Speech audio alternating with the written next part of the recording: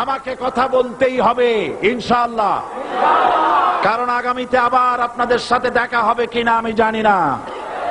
কথা বলতেই হবে। বসেন, কেউ দাঁড়িয়ে থাকবেন না। আমি দেখতে পাচ্ছি বাংলাদেশের ভাগ্য আকাশে উত্তর গগনে কালো মেঘ জমা হয়েছে, ঝড়ের পূর্বাভাস লক্ষ্য করছি। যদি মোকাবেলা করতে না পারেন সক্ষম ভাবে, এমন অন্ধকার গাঢ় কালো অমাবস্যার রাত আসতে পারে যার সুবে সাদেক হওয়া অসম্ভব। সুতরাং আপনারা কি কাপুরুষের মতো কাফের মুশরিকদের গোলামি করে মরতে চান? বিড়ালের মতো 500 বছর বেঁচে থাকার কোনো লাভ নাই।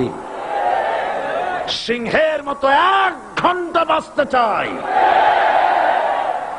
আমাদেরকে বলা হয় সাম্প্রদায়িক উস্কানিমূলক কথা নাকি আমি বলি। পত্রপত্রিকা দিছে না তারা? সাম্প্রদায়িক উস্কানি কথা, সাম্প্রদায়িক উস্কানিমূলক কথা বলি। সেই জন্যই বোধহয় শত শত মুসলিম আমাদের কাছে এসে মুসলমান হয়। মানুষে আর বোকা বানানো যাবে না। যাবে কি? আর বোকা বানানো যাবে? তারপর বলছে কি? এরপরে বলছে, আমাকে বলছে রাজাকার। শুনে রাখো, চট্টগ্রামের লক্ষ লক্ষ জনতা, পার্লামেন্টে যখন আমাকে এই কথা বলা হয়েছিল, আমার পার্লামেন্টের কলিগ জাফরুল্লাহ চৌধুরী সাহেব বসে আছেন এখানে,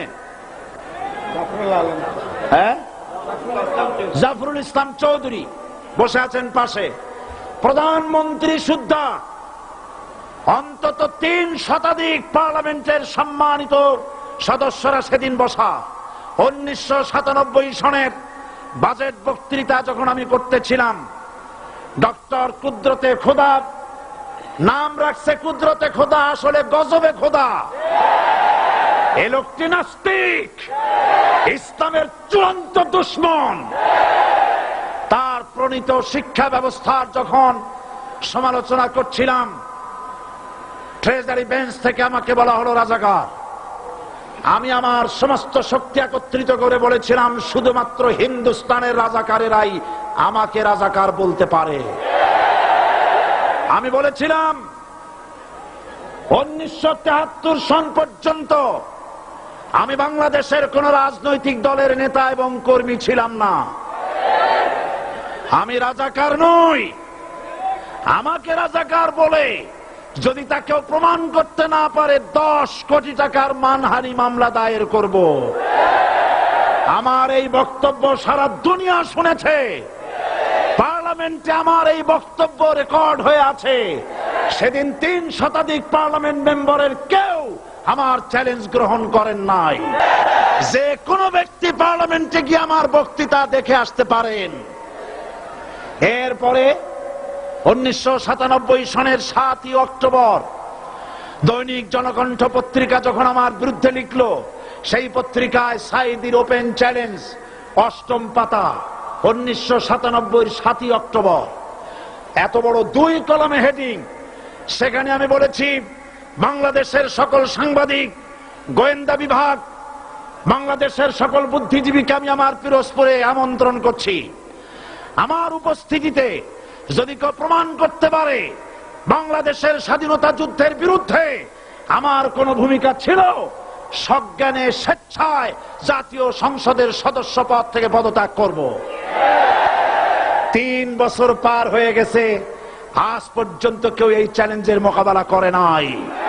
সুতরাং আমাকে যারা রাজাকার বলবে, তারা পিতৃ পরিচয়হীন অবৈধ সন্তান। 1971 সনের, শোনো মুসলমানেরা, 1971 সনের কোন কাদা সাইদির গায়ে লাগে নাই। আমাকে রাজাকার বলে জনগণ থেকে বিচ্ছিন্ন করবা, জনগণ থেকে আমারে বিচ্ছিন্ন করা যাবে না। কারণ এই জনগণ আমার জন্য আসে না, এই জনগণ আসে আল্লাহর কোরআনের জন্য।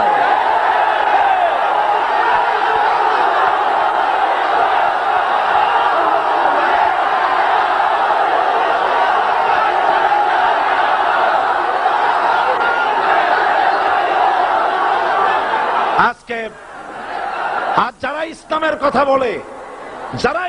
কথা বলে, তারাই রাজাকার, তারাই মৌলবাদী। মৌলবাদী বললে আমরা অসন্তুষ্ট হই না, কারণ মৌলবাদী শব্দটা আসছে মূল থেকে। মৌল শব্দ এসেছে মূল থেকে। মূলবাদী তার মানে যারা মূলে আছে। মূল হলো কোরআন, মূল হলো হাদিস, মূল হলেন আল্লাহ, মূল হলেন আল্লাহ রসুল। আমরা আছি মূলে। এখন বলেন তো মূলের শক্তি বেশি না আগার শক্তি বেশি? আমাদের যারা মৌলবাদী বলে ওরা হলো আগাবাদী। মূলে আছে কত কোটি?